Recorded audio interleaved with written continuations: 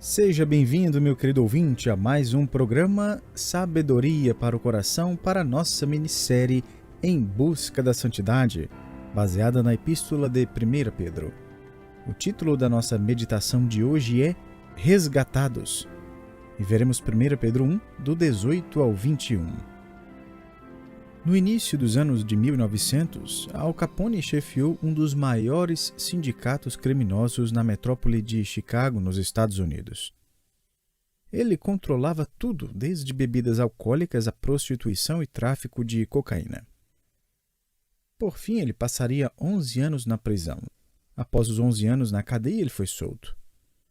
Ele morreu pouco tempo depois, aos 48 anos de idade.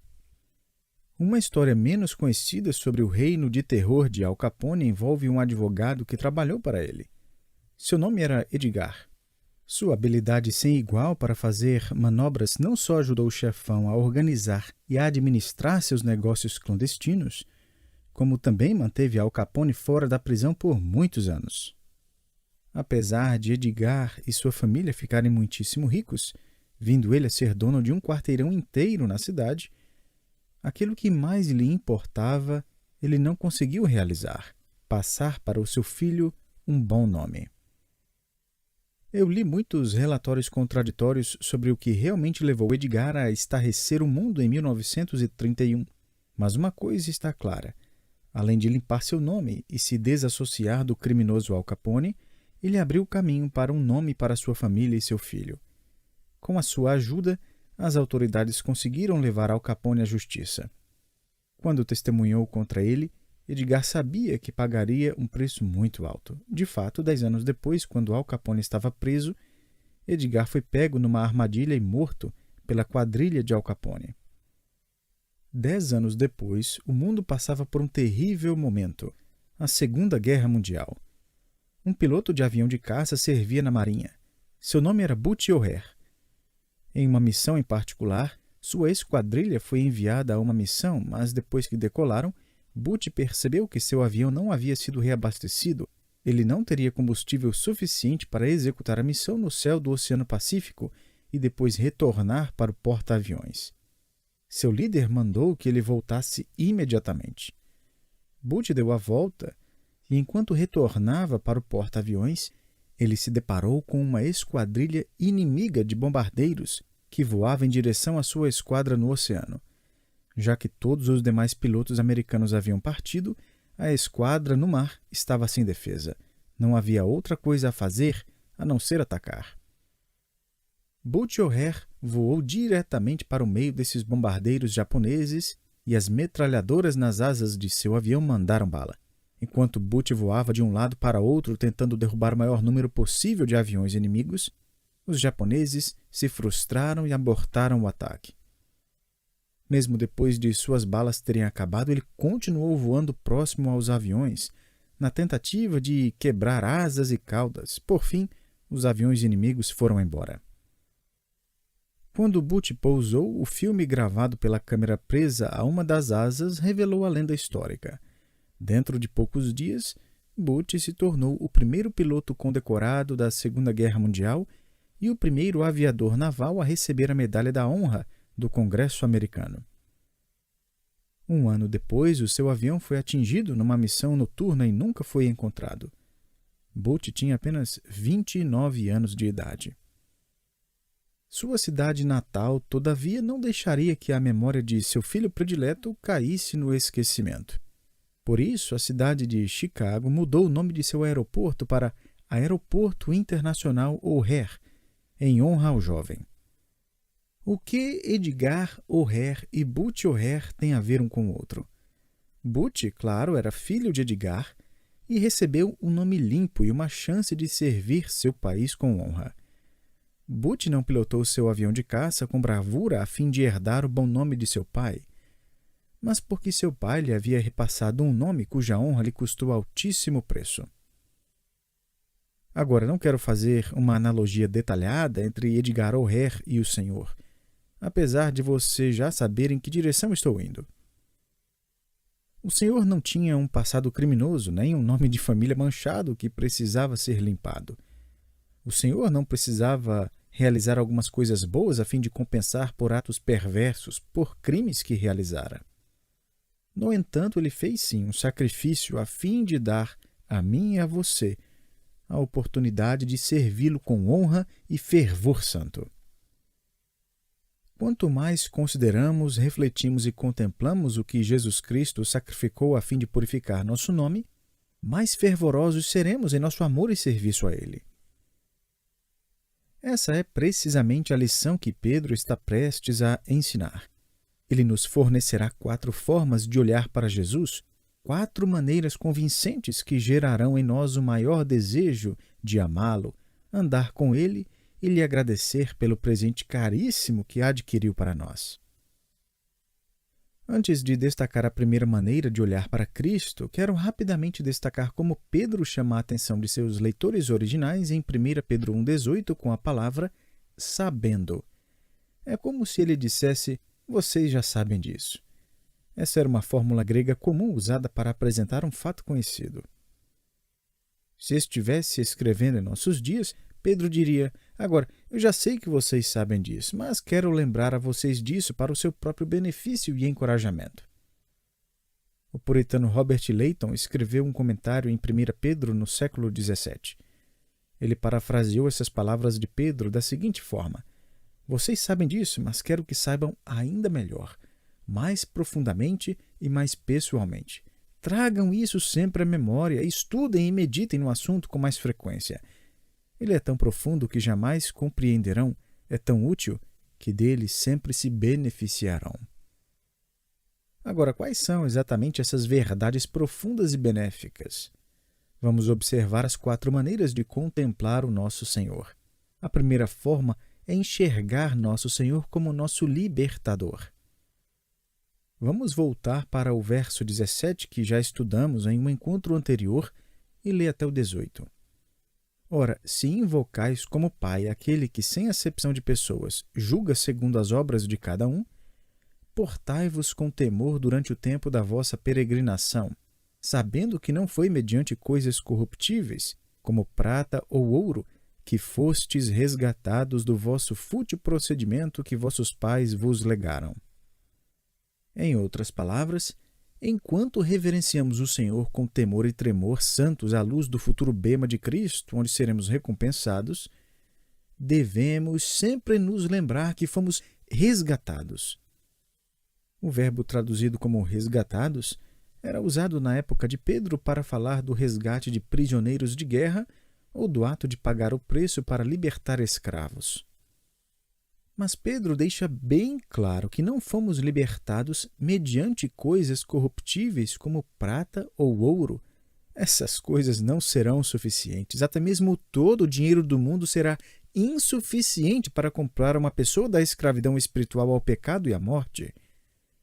Ouro e prata são como ferro velho quando comparados ao preço de uma alma humana eterna. Será necessário algo muito mais valioso do que ouro e prata para arrebentar as correntes, abrir a porta da prisão e redimir o pecador das trevas para a maravilhosa luz de Cristo. Agora, nossa tendência é pensar que ouro e prata são imperecíveis. Uma prova disso é que passamos ouro e prata de uma geração a outra, não é? Pedro, todavia, não avalia nossa redenção com base no valor de mercado no decorrer de 60, 70 ou 80 anos. Ele avalia nossa redenção à luz da eternidade. À luz da eternidade, ouro e prata são sim insignificantes. Na verdade, ouro será tão comum que Deus o utilizará como pavimento para as ruas celestiais. A implicação é a seguinte: não viva para algo, não sonhe ou busque algo que você pisará um dia. Agora, se invertermos as palavras de Pedro e transformá-las numa declaração positiva, entenderemos que o crente foi resgatado por algo incorruptível e redimido de esforços fúteis. Note a última parte do verso 18.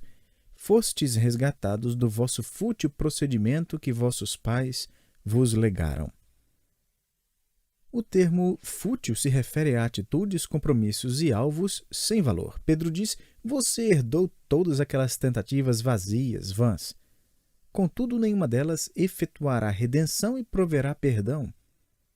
O apóstolo Paulo descreveu o descrente em Romanos 1:21 da seguinte maneira: porquanto, tendo conhecimento de Deus, não o glorificaram como Deus, nem lhe deram graças. Antes, se tornaram nulos em seus próprios raciocínios, obscurecendo-se-lhes o coração insensato. Em Efésios 4:17, ele encorajou os crentes, dizendo: não mais andeis como também andam os gentios, na vaidade dos seus próprios pensamentos.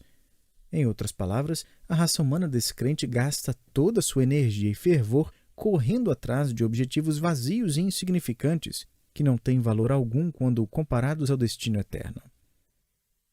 Jesus Cristo disse as famosas palavras: pois que aproveitará o homem se ganhar o mundo inteiro e perder a sua alma? O que dará o homem em troca da sua alma? Mateus 16:26.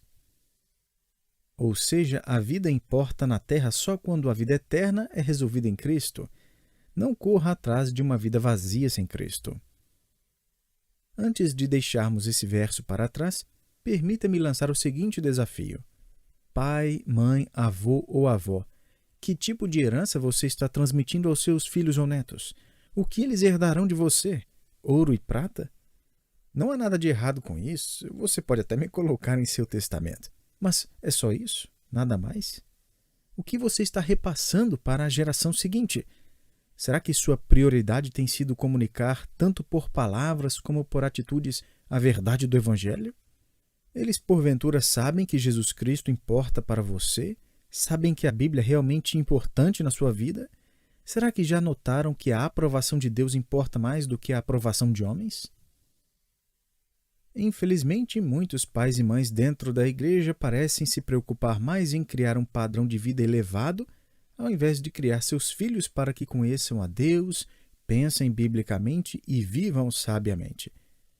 Então, o que é mais importante? Boas notas, boa faculdade, bom emprego, boa carreira profissional, bom carro, casa boa, saúde boa e uma conta poupança boa? Não me entenda errado, essas coisas são boas. Mas olha, sem Jesus Cristo, elas são uma herança fútil, vazia, temporária. Conforme li certa vez, você está ensinando seus filhos a subir uma escada que está encostada na parede errada. Na semana passada, um jornal de Londres anunciou que daria um prêmio para o indivíduo que saísse com a melhor definição de dinheiro. A definição vencedora foi a seguinte: dinheiro é o passaporte universal para qualquer lugar, exceto o céu, e o provedor universal de tudo menos alegria. Você já foi libertado desse fútil procedimento? Você conhece Jesus Cristo como seu libertador? Pedro continua a nos revelar Jesus Cristo. Devemos enxergá-lo não somente como nosso libertador, mas também como nosso substituto. Leia comigo os versos 18 e 19. Sabendo que não foi mediante coisas corruptíveis, como prata ou ouro, que fostes resgatados do vosso fútil procedimento que vossos pais vos legaram, mas pelo precioso sangue, como de cordeiro, sem defeito e sem mácula, o sangue de Cristo. Nós fomos redimidos e o pagamento não foi efetuado com ouro ou prata, foi com sangue. Mas por que sangue? Simplesmente porque desde o princípio Deus registrou por meio de Moisés que a vida da carne está no sangue. Eu vô-lo tenho dado sobre o altar para fazer expiação pela vossa alma, porquanto é o sangue que fará expiação em virtude da vida. Levítico 17:11. O sistema sacrificial inteiro, o qual começou do lado de fora do Jardim do Éden após a queda de Adão e Eva no pecado no princípio da história humana e história de redenção, esse sistema de sacrifício era baseado no derramamento de sangue de um animal inocente para a expiação da culpa e do pecado. Perceba que Pedro escreve que o sangue foi como de cordeiro sem defeito e sem mácula. Ou seja, o sacrifício último e final pelo pecado foi o sacrifício de Jesus Cristo. Seu sangue precioso, ou seja, de alto valor, foi derramado pela nossa expiação. Pedro se refere a duas passagens bíblicas aqui. A primeira é Êxodo 12, onde lemos sobre a libertação dos israelitas da escravidão do Egito. Na ocasião, o povo foi instruído a imolar um cordeiro e passar parte do sangue nos umbrais e verga da porta de suas casas. Os que assim fizeram foram redimidos, resgatados, poupados do anjo da morte que julgou a terra naquela noite e matou os primogênitos dos egípcios. A segunda passagem é Isaías 53, que contém a profecia messiânica do servo sofredor, o qual caminha para a morte como um cordeiro em silêncio, e cujos sofrimentos e morte trazem salvação. Então, com esse pano de fundo profético, imagine apenas a significância tremenda do profeta João Batista, o qual vê Jesus se aproximando e exclama: "Eis o Cordeiro de Deus que tira o pecado do mundo." João 1,29. E Pedro adiciona que ele era verdadeiramente sem defeito e sem mácula. Ele era perfeito por dentro e por fora, e tal perfeição o qualificava para ser nosso sacrifício final e completo. Jesus Cristo é o nosso substituto perfeito, morrendo em nosso lugar e pagando a penalidade pelas nossas transgressões, coisas que jamais poderíamos fazer, porque não somos sem defeito e sem mácula. Mas Ele é. Jesus morreu uma morte que nós não poderíamos morrer, a fim de pagar uma dívida que nós jamais poderíamos pagar. Ele derramou seu próprio sangue precioso. A propósito, permita-me conectar 2 versos que o prepararão para a próxima vez que alguém bater à sua porta, querendo apresentar um Deus que nega a igualdade entre Jesus Cristo e Deus, o Deus Filho e o Deus Pai. Sugiro que você escreva na margem da sua Bíblia a referência Atos 20 e 28. Preste atenção ao que Paulo diz enquanto se despede dos líderes da igreja de Éfeso. Atendei por vós e por todo o rebanho sobre o qual o Espírito Santo vos constituiu bispos, para pastoreardes a igreja de Deus, a qual ele comprou com o seu próprio sangue. Meu amigo, falar do sangue de Cristo é sinônimo de falar do sangue de Deus. Foi Deus o Filho quem assumiu o corpo físico e sangue para que morresse fisicamente e derramasse sangue. No entanto, ele, igualmente e eternamente divino, é digno de ser chamado Deus. O derramar do sangue de Jesus foi sim o derramar do sangue de Deus o Filho. Além disso, o sacrifício não foi realizado somente por Deus o Filho. Deus Espírito e Deus o Pai também estiveram envolvidos. Perceba como Pedro insere um comentário no começo do verso 20, conhecido com efeito antes da fundação do mundo. Em outras palavras, assim como Deus escolheu os redimidos na eternidade passada, 1 Pedro 1,2, isto é, os eleitos segundo a presciência de Deus, aqui também no verso 20, a morte de Cristo na cruz foi segundo a presciência de Deus. Ela foi parte do plano de nosso Deus triuno desde a eternidade passada. A crucificação não foi um plano B, ela não foi um jeitinho que Deus deu de última hora. O que significa que ela não foi apenas prevista pelo Deus triuno, ela também foi orquestrada. Na ocasião que marcou o nascimento da igreja no dia de Pentecostes, Pedro lembrou a milhares de ouvintes de que, embora homens perversos e a nação de Israel tenham rejeitado o Cristo e o crucificado, lá no fundo, Deus estava por trás de tudo o que transparecia. Cristo foi entregue pelo determinado desígnio e presciência de Deus. Atos 2, 23. Vamos ainda um pouco mais fundo. Pensamos que tudo começou com a criação. Primeiramente e acima de tudo, enxergamos Deus como Criador e, em seguida, devido à queda do homem no pecado, pensamos em Deus como nosso Redentor. Mas essa não é a ordem necessariamente. Antes de você nascer, ou melhor, antes da criação dos mundos, Jesus Cristo já havia decidido morrer por você. Tornar-se seu substituto naquela cruz não foi plano B, sempre foi plano A. Sua morte não foi um acidente, mas um compromisso marcado. As pessoas perguntam: se Deus sabia do problema que Satanás causaria, então por que o criou? Permita-me responder essa pergunta com outra mais fundamental: por que Deus nos criou se ele já sabia dos pecados e problemas que nós causaríamos? Afinal, a fim de nos redimir, seu filho teria que morrer. Essa, sim, é a maior de todas as perguntas. Cristo não tinha que morrer nem por Satanás, nem pelos anjos caídos, nem pelos seres humanos pecadores. Entretanto, ele planejou morrer pela humanidade na eternidade passada. Em seu comentário nesse texto, John MacArthur adiciona as palavras de Thomas Watson, outro grande pregador e escritor puritano. Watson escreveu: "Grandiosa foi a obra de criação, porém mais grandiosa ainda a obra de redenção. Custou mais para nos redimir do que para nos criar.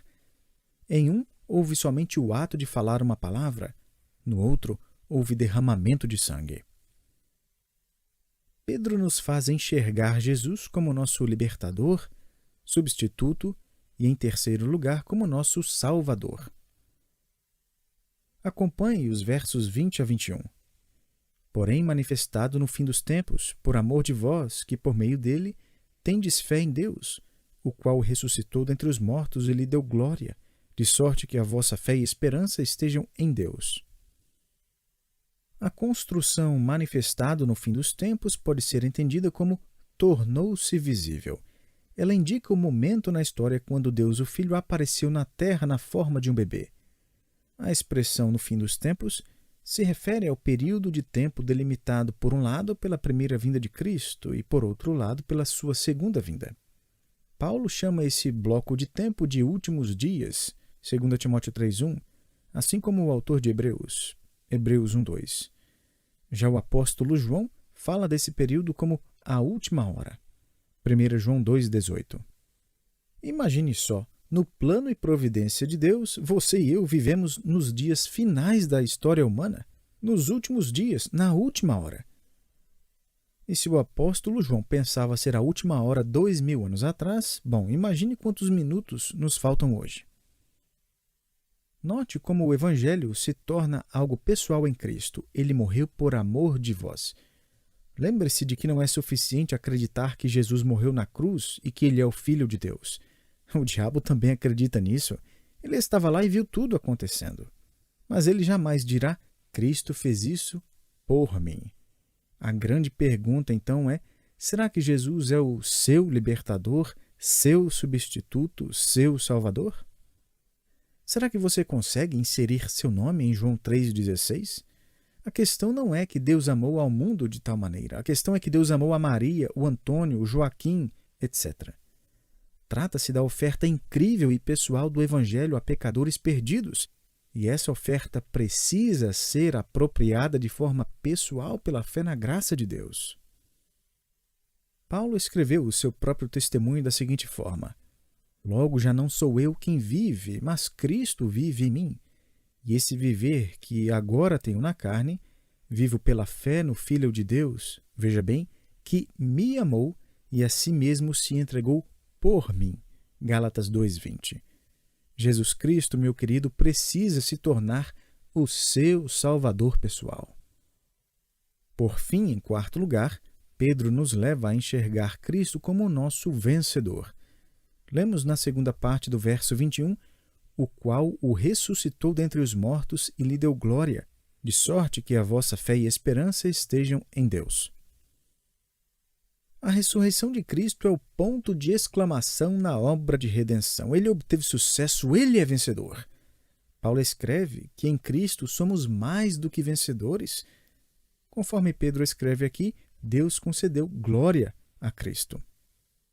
Como resultado da vitória de Cristo e da obra de redenção finalizada, Pedro diz: "de sorte que a vossa fé e esperança estejam em Deus." Nossa fé e esperança não estão em nossa capacidade e esforço, nem em como nos sentimos. Nossa fé não é em nossa fé. Nossa esperança não está em nosso próprio êxito. Afinal, não podemos comprar nossa própria liberdade da escravidão. Não há nada em nossos esforços fúteis digno de oferecermos em troca de nossa redenção. Não há nada que podemos fazer ou dizer que purificará nosso nome de família. Nossos crimes são hediondos e os pecados muito numerosos. A não ser que alguém assuma nosso lugar, tome sobre si nossos crimes, pague por eles e depois saia triunfante. Jesus Cristo, nosso libertador, substituto, salvador e vencedor, veio limpar nosso nome e nos deu a oportunidade de viver uma vida para a sua glória. Como? Por meio de fé e confiança pessoal no sangue de Cristo.